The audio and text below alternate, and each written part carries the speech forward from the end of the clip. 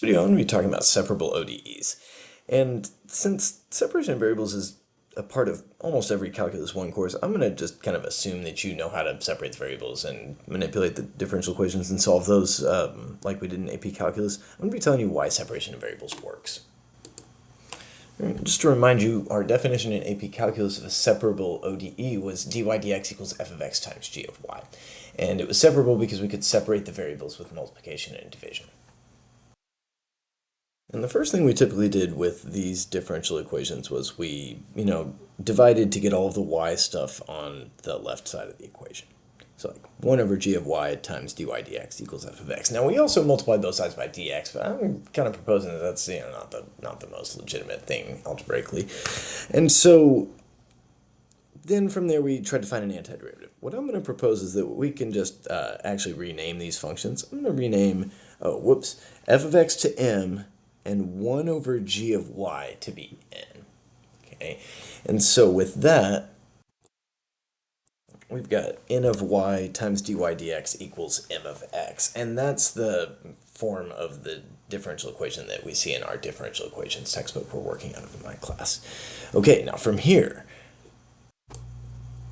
if we wanted to go any farther with this last year or whenever, we needed to be able to take the antiderivative of n and m respectively, right? We needed to be able to take those antiderivatives. So we're just going to assume that these things are antidifferentiable. So suppose p is an antiderivative for m, and suppose q is an antiderivative for n. Okay, from there, we could just write n of y as q prime of y, just because we're saying q is in general an antiderivative for n, regardless of the, independent variable. And that's going to be times dy dx equals p prime of x.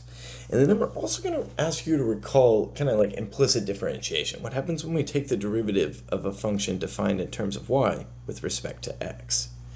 So if we take the derivative of f of y with respect to x, we're going to get f prime of y times dy dx for the chain rule, okay, assuming that y is itself a function of x. So we're going to do that and recognize that the left side of that equation right there, q prime of y dy dx, well, that's going to be the derivative of q of y with respect to x.